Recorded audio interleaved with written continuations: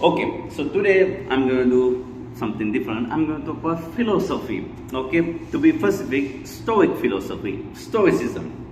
So there is a philosophy called Stoicism, which everybody seems to like. Apparently, it's more famous among men, and I have to say I don't really like Stoicism. I don't know why I don't like Stoicism.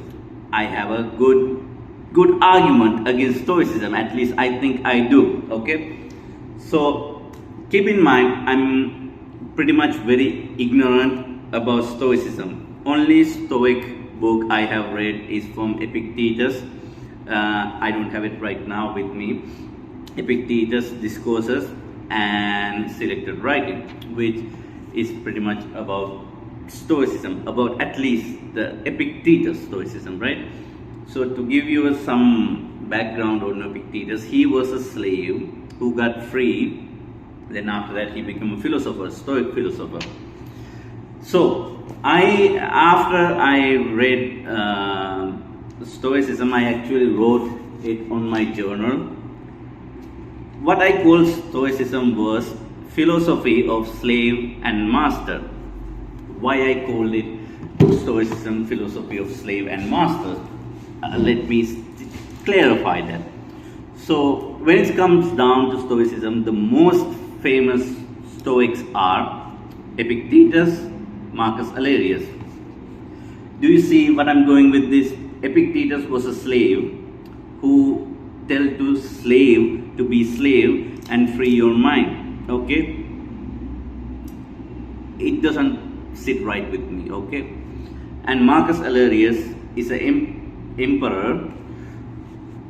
Well, he's emperor. He would, I would assume he would very much like if everybody is a Stoic, so it would be easier to control people. I think if, let's suppose for example, if there is a country, people who are, everybody is a Stoic, it would be very easier to like totalitarian or someone to exploit them. At least I feel that way.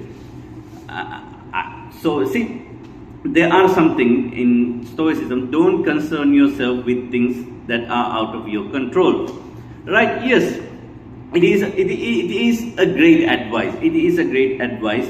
See, another one, your body can be in chain, but your mind is free. Well, if I was living in Epictetus' time, I would ask him, oh, do you really think that? Then why don't you go back to slavery, right? I find it hypocritical. When he got his freedom for doing nothing, he did not fight for his freedom. The Stoicism is literally, to me, feel like telling people, if it's not in your control, don't worry about it. Just be whatever. If you are broke, well, you are broke. If you cannot go to school, don't bother going. You just stay home, be an idiot. Like, if there is something wrong in the world, don't do it. See, I actually made some argument for my sake. Honestly, I don't like Stoicism at all.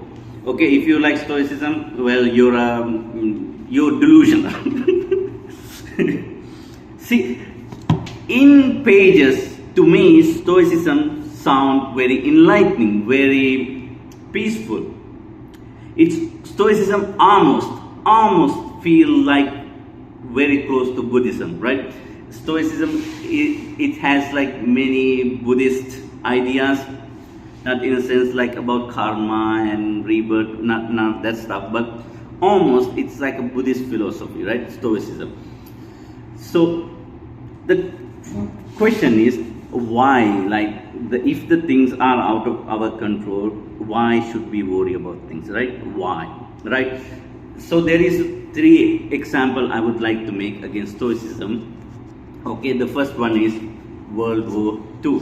Okay, in World War II, there is a guy named Adolf Hitler came to power in Germany, later turned into Nazi Germany, who went on a totalitarian, control or power, right? He killed 6 million Jews, 7 million Russian, and 5 million Polish people, as I remember. And his plan was to take other European as the lesser class of human, even as slave, and the white, brown, black, Arabic, or whatever he see as imperial race, right?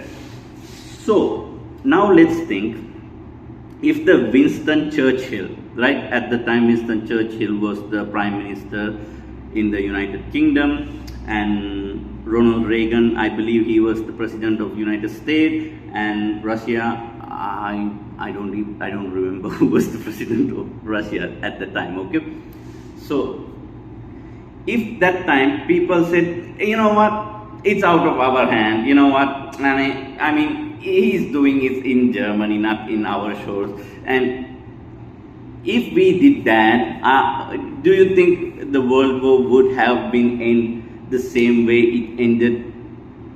In reality, it would have been a Nazi regime all over the world. Okay, the United States and Russia, obviously Hitler tried to attack Russia, which is a big mistake. If you know history, attacking Russia at the time was a big mistake, suicide mission. If the Russians did not fight back, all these brave men and women did not fight back to this totalitarian, this disgusting animal, against this disgusting animal, Hitler would have won. Okay, the Stoicism, the war are not won by Stoicism. Okay, freedom are not get by Stoicism. Freedom, war, and any of the life, we are, I do believe the evolution to some degree. It's not a belief, it's a fact, right? There is an evolution theory, right? We are animals who survive. Okay, if you take any evolution book or any evolution video, there are lots of evolution video about, you know, like story. There are very fascinating videos about evolution, which we came from like a ball, right? And what we did was we survived, we fought for it. When the dinosaurs, I believe it's 3 billion years ago, when dinosaurs was the dominant force in the earth, we did not just become stoics. Okay, our ancestors, they did not become stoic. They adapt to the environment. What they need to hide from dinosaurs. They go underground because we, in a sense, I think it's will to life or will to power, whatever some philosophers say, will to power, right? Maybe we had that, maybe it's will to life, maybe it's just pure survival instinct, right? Because our ancestors took necessary steps to live, to face, you know, to survive, we are here. I am here because of my ancestors. I mean, back in the day, run from predators, hide from predators, start to use tools and hide in the underground. Not only me, most of the mammals who are here is just by saying, no, if this is the life that I have, I would not accept it. I would survive. All of our ancestors, even chimps, monkeys, or mammals. I think it goes for reptiles as well. I'm not a scientist. If you want to know about evolution, biology, I think you should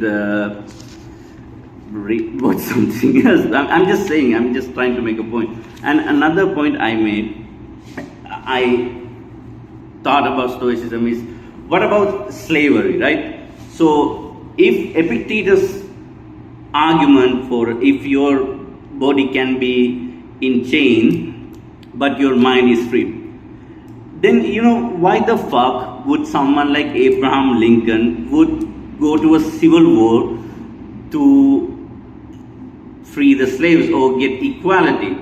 Yes, I know it was not complete equality, okay, but he did something. At the time, what he did was arguably very brave and very virtuous at the time, right? Because of his action, now for the most part in the world, we don't have slavery. Yes, there are some parts in the world there is slavery, which I'm aware of, But if we don't talk about these certain things, if we don't want to change things, things will not change. That's who we are as animals. We need things to change. We need to survive. Okay, that's in us. That's in our biology. That's what we got from our ancestors. Okay, so Abraham Lincoln.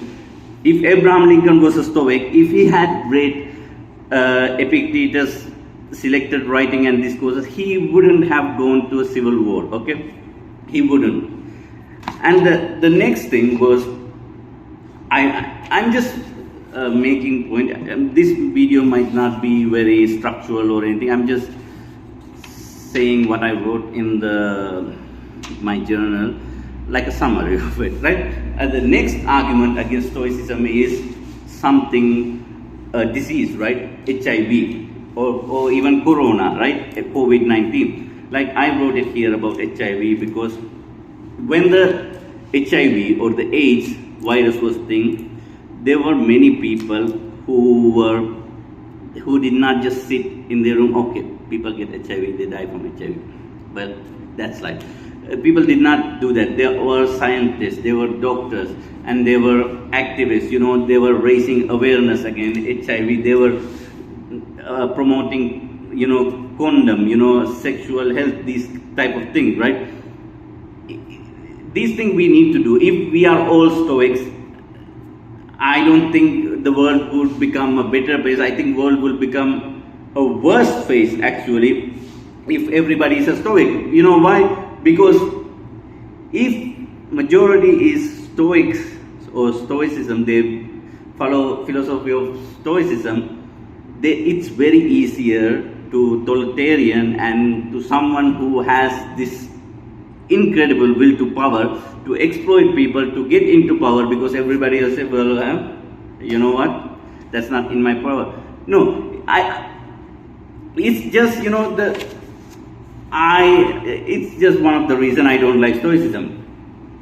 You know, and I made, yeah, and you know, Stoics, philosophers, they say, well, Stoicism don't say don't act, you know, they're just saying act, but don't attach yourself to the outcome. You know, like it's idiotic and hypocritical to say act, but don't attach yourself to the outcome.